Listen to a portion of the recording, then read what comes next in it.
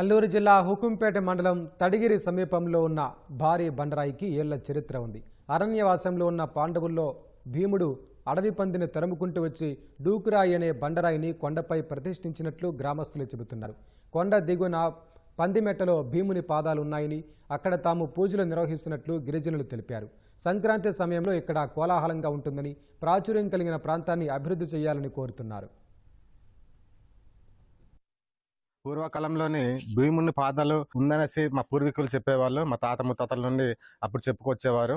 డూకురాయి దేవతకు కూడా మేము గ్రామస్తులంతా చంద వేసుకుంటూ ప్రతి ఏటా అక్కడ పండగ అంటూ పండగ వాతావరణం కూడా చేసుకోవడం జరుగుతుంది.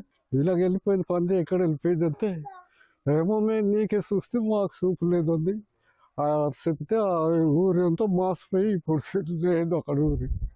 మళ్ళా అలాగెళ్ళిపోయి వాళ్ళంతా కాస్త తిరిగిపోయి అలాగెళ్ళి శివాచలం అయింది. అక్కడ రెండు ఊర్లు రెండు భాగాలుగానే ఉన్నది. మధ్యలో ఈ దేవతనే కొలువైందండి.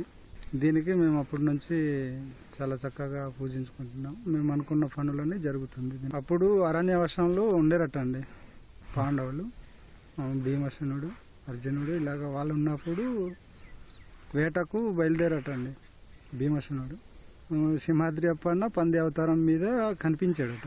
వేట చేస్తాను, ఇది జంతువు అనేసి భీమసేనుడు దాని మీద దాడి చేసుకుంటూ వచ్చారటండి. వాడు పాదముద్రాలు కానీ ఈ ముద్ర సింహాద్రి అప్పన్న ముద్ర ఉంది. దానికి మరి కొన్ని రోజులు పోయాక అలాగ మాకు తెలిసింది, మేము దానికి పూజించుకుంటున్నాము.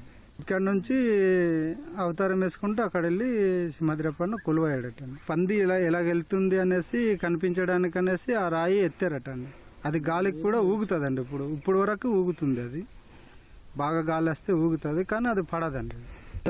మాకు అంటే అది ఆ సతీ వలన అద్భుతమేనండి. అది మేము దాని దగ్గర వెళ్తామండి, కానీ మరి రాయి ఎక్కడం కవ్వదు. దాని కింద ఎంత వర్షం కొట్టినా తడవమండి. అంటే దొంగతనాలు కూడా ఎక్కువగా రాలేరండి. వచ్చినా తీసుకెళ్లే వాళ్ళు కూడా ఈ ఏరియాలోనే వదిలేసి వెళ్ళిపోతారండి. ఏనుగులు ఇలాంటిది ఏది వచ్చినా కూడా దాటి వెళ్ళట్లేదు. రాతి రూపంగా ఉన్నటువంటి అచ్చులు కనిపిస్తున్నాయి. మరో పక్కన ఆనాడు భీముడి కాలం ఉన్నటువంటి కుడి పాదం కూడా అక్కడ ఉన్నట్టుగా చెబుతున్నారు. ఈ గ్రామాన్ని ఈ యొక్క రాయే కాపాడుతుంది, దేవత రూపంలో ఉంది. మాకు ఏ దొంగతనం జరిగినా సరే వెంటనే ఇక్కడ విడిచిపెట్టి వెళ్ళిపోతారో వాళ్ళకి ఏదో జరుగుతూ ఉంటది. ఇక్కడ వచ్చి దండం పెట్టుకుంటే అనుకున్నది నెరవేరుతుందని చెప్పేసి గ్రామస్తులు తెలియజేస్తున్నారు. అల్లూరు సీతారామరాజు జిల్లా పాడే నుంచి శివ, ఈటీవీ న్యూస్.